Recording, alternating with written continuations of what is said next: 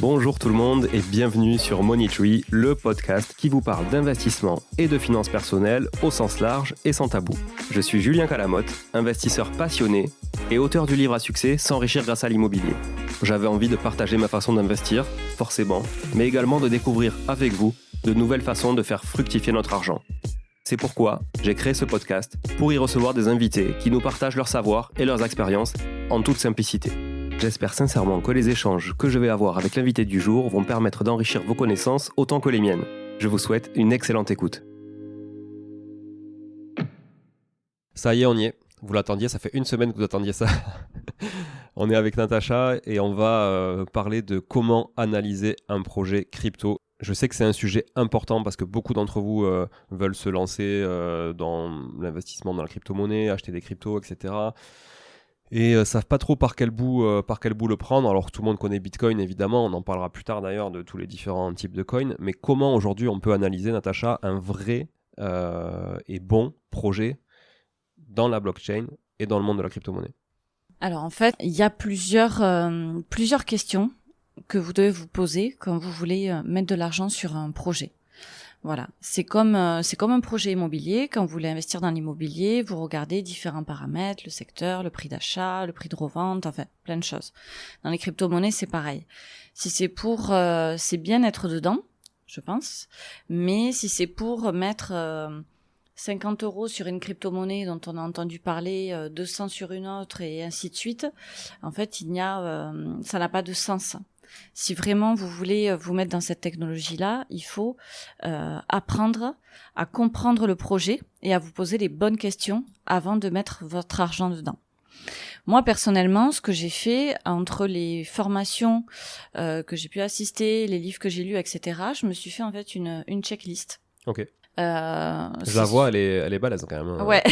Attends, c'est recto verso ou pas? Ah ouais, presque. C'est presque. 36 points. Après, vous n'êtes pas prêts.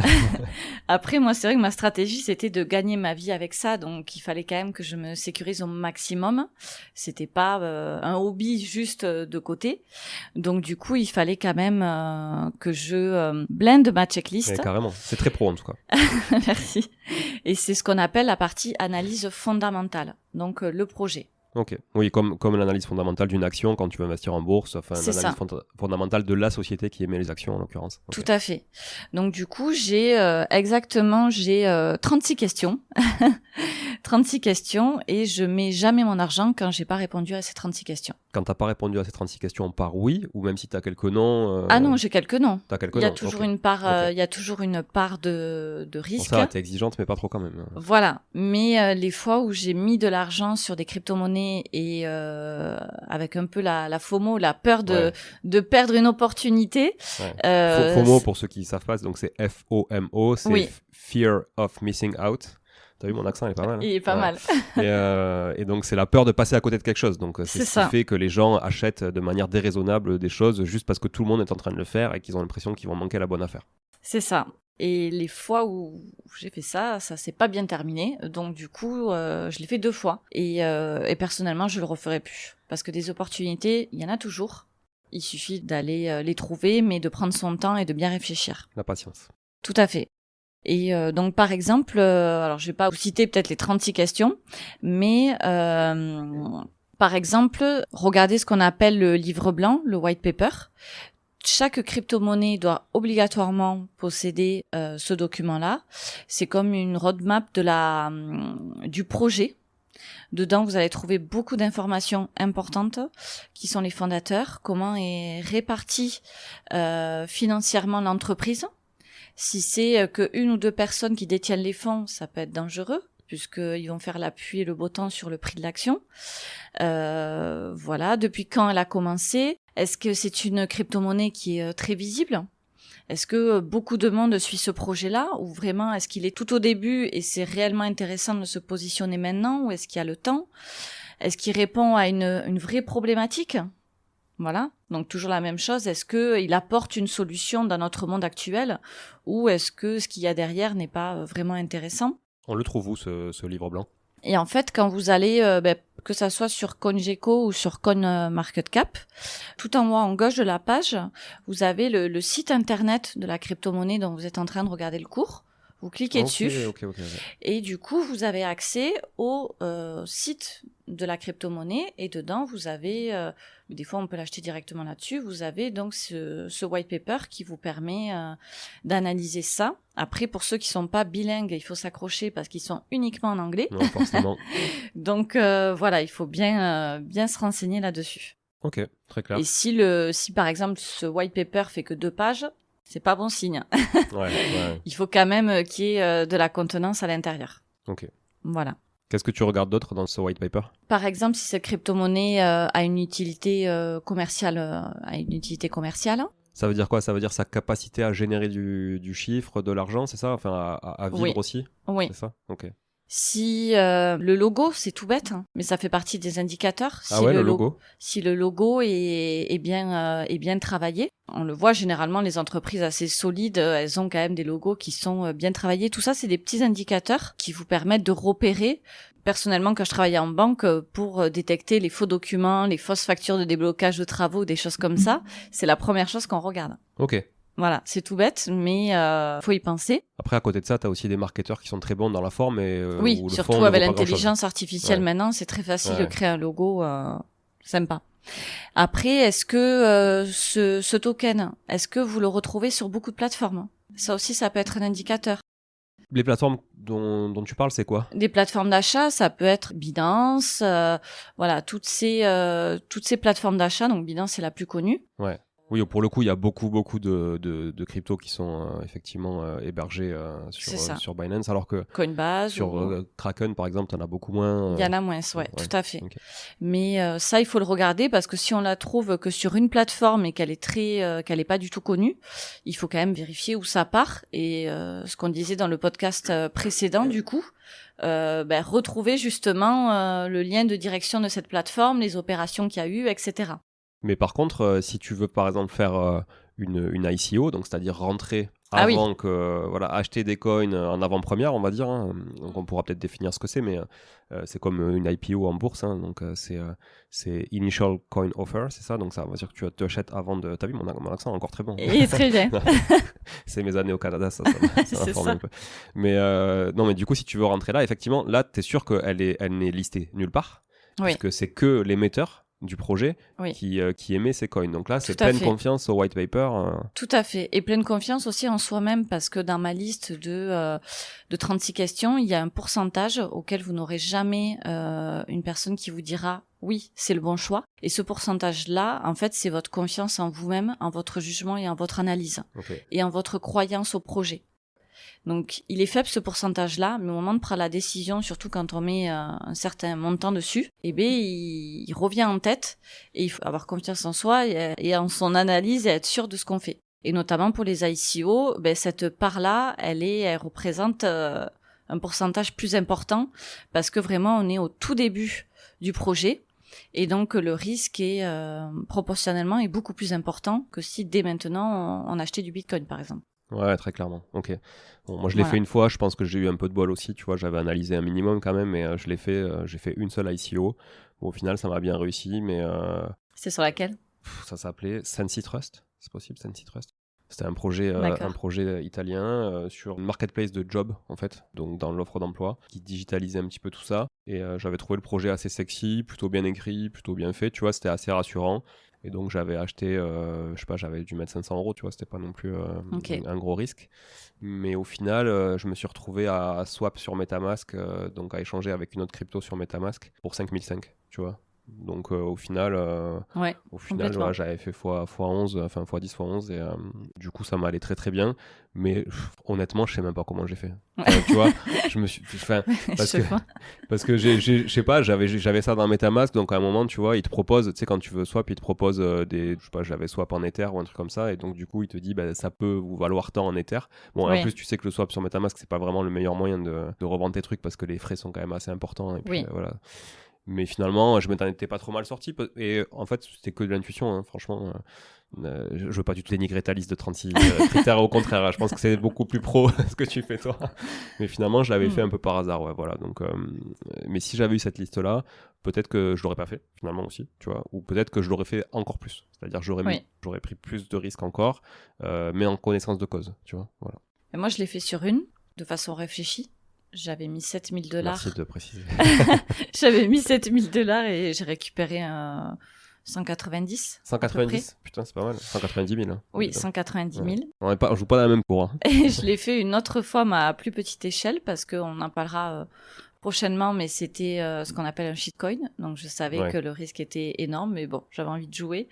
J'ai mis $250 et j'en ai récupéré 10 000 à peu près. Ah ouais.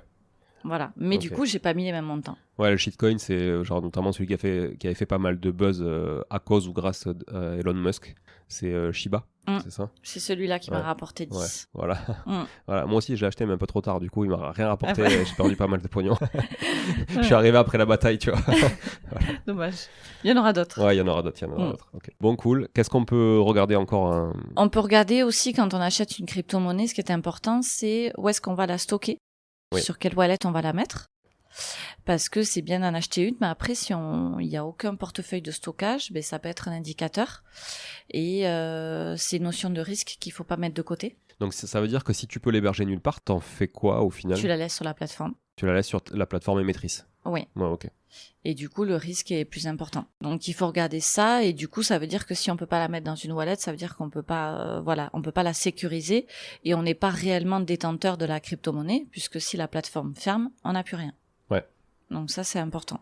Est-ce que le réseau sur lequel le projet est hébergé, ça a de l'importance ? Type, si c'est le réseau Ethereum, si c'est un autre réseau, si c'est son propre réseau, parce qu'il y en a aussi qui créent leur propre réseau blockchain. Au tout début, c'est quelque chose que je regardais. Vraiment, parce qu'il n'y en avait pas tant que ça. En fait, c'était principalement Ethereum. Mais maintenant, il y en a tellement qui se développent. Il y a Polkadot, il y a Ethereum, certains ont leur propre réseau. Donc oui, ça peut être rassurant quand elles se développent sur un réseau connu comme Ethereum ou Polkadot, mais il y en a tellement d'autres qui tiennent aussi la route que à l'heure actuelle, je le regarde beaucoup moins. Ok. Voilà. Et pareil, ce que j'ai tendance à faire aussi sur Telegram, c'est de regarder la communauté. Donc je tape le nom du projet, je regarde s'il y a une communauté, de quelle origine est la communauté, si c'est seulement français, seulement espagnol ou si c'est plus mondial, et s'ils font des conférences, des webinaires pour parler de la crypto-monnaie, etc. Ok, voilà. Ça semble plus rassurant effectivement s'il y a de l'animation. Tout à fait. Ouais. Donc tout ça, c'est plein d'indicateurs, s'il y a des projets similaires aussi. Parce que s'il y a des projets similaires, ça veut dire aussi qu'il y a de la concurrence, mais ça veut dire aussi qu'il y a de la demande dans ce secteur-là. Donc ça peut être intéressant, notamment de prendre un même domaine et de regarder les 5 cryptos les plus fortes sur ce domaine-là. Plutôt que de prendre un risque, on en achète par exemple un petit peu des 5 projets les plus gros pour avoir une chance d'avoir tapé dans le mille en fait. Ouais, carrément. Okay. Voilà. On s'en parlera d'ailleurs dans une prochaine capsule, je pense, de stratégie et de comment effectivement, peut-être que tu nous partageras quelques astuces effectivement là-dessus. Ok, est-ce que tu as d'autres critères encore qui sont vraiment importants et rédhibitoires ? Il y a une question qui est toute bête, mais que j'aime bien me poser, c'est pensez-vous que dans 5 ans, le projet ou ce service sera utilisé par des millions de personnes ? Ouais. Et la ça, vision, quoi. Voilà, la vision. Et ça, c'est valable pour tout. Aujourd'hui, vous voulez créer un business. Est-ce que dans 5 ans, ce business sera utile ? Est-ce qu'il peut passer de 10 à 100 000 utilisateurs ? Vraiment avoir une vision à long terme du projet. Ok, ça a du sens. Voilà. Ça ressemble fortement à des critères de sélection startup, notamment quand tu veux effectivement investir dans une startup. La vision et surtout, est-ce qu'en face, il y a un marché et est-ce que le business est scalable par rapport au marché ? Et est-ce que c'est facile, comme tu dis, de passer de 1 à 1000 à 10 000, etc. Oui. Et si ça ne demande pas trop de contraintes et de coûts et d'investissement aussi. Et ce qui peut être intéressant de regarder aussi, c'est ce qu'on appelle, si les baleines sont dedans. Les baleines, ce sont, ça peut être des grosses marques ou des grosses entreprises, comme Google, Dior, etc., qui sont déjà très présentes dans le milieu la crypto-monnaie et qui prennent des parts importantes. Donc, généralement, elles vont en amont de tout le monde sur des projets qui sont très prometteurs. Donc, ça peut être intéressant de regarder vers quoi elles se dirigent. Ok. Intéressant. Voilà. Après, il faut faire attention parce que ça veut dire aussi qu'elles ont beaucoup de poids financier. Et si elles souhaitent racheter de plus grosses quantités, elles peuvent vendre d'un coup pour faire chuter le marché et racheter derrière de plus grosses quantités encore. Donc surtout, il faut rester calme. C'est ce qu'a essayé de faire Elon Musk un peu d'ailleurs, un certain temps, avec, Ouais. à base de tweets, avant de racheter Twitter d'ailleurs. Au final, il a un peu fait toute la boucle. Mais non, c'est clair que ça peut être très, très dangereux. Le pouvoir comme ça de gros influenceurs, on va dire, qui maîtrisent un peu le marché, quoi. Oui. Ok. Et bien analyser le site, est-ce que ça vous paraît professionnel ? Est-ce qu'il y a bien toutes les mentions légales ? Regardez l'adresse d'origine du site, etc. Souvent, j'ai l'impression que, pour avoir lu quelques livres blancs, ou visité quelques sites, les fondateurs aussi partagent souvent leur profil LinkedIn. Oui, et ça exactement. te permet d'aller voir un peu leur track record, leur historique, qu'est-ce qu'ils ont fait. Tout à fait. Et tu vois que si le mec il a que ça comme expérience, ou s'il a rien fait, qu'il a pas eu de vie avant ça, c'est vrai que ça sent un peu plus le fake, quoi. Il faut être enquêteur en fait et avoir bien jugé toutes les informations, parce que la partie technique, analyser les courbes, etc. Oui, ça c'est autre chose. Mais cette analyse-là, si c'est une personne qui veut se mettre dans les crypto-monnaies un peu sur le long terme et bien se positionner, gagner de l'argent avec ça, il faut absolument, je pense, maîtriser cette partie d'analyse fondamentale. Ok. Tu vois d'autres points ou on est pas mal là sur la sélection ? Je regarde ma petite liste. Regarde ta liste. Mais regardez l'ancienneté du projet, ce qu'on disait tout à l'heure. Donc regardez les profils de chaque personne, ça c'était pareil, c'était dans la liste, c'est très très important. Et voir aussi s'il y a beaucoup d'adresses enregistrées sur le réseau principal. Voilà. C'est-à-dire la provenance des fonds, si ça vient de plein d'adresses différentes, que ces adresses mènent nulle part, où ce sont les seules transactions dessus, voilà. Donc pareil, il faut savoir chercher soit sur BSC Scan ou Interscan pour vérifier du coup les adresses et voir les transactions qu'il y a eu dessus. BSC Scan ? Oui. Ça c'est pour le réseau Bitcoin ? C'est pour le réseau BNB. Ah, BNB. Ouais. Okay, et Etherscan, sur le réseau Ether, et vous rentrez l'adresse publique, et en fait vous pouvez voir du coup toutes les transactions, les vôtres et ceux des autres personnes. Ok. Voilà. Bon, ça marche. Merci Natacha pour tous rien. ces bons tuyaux. C'est les bons tuyaux de Natacha sur la crypto.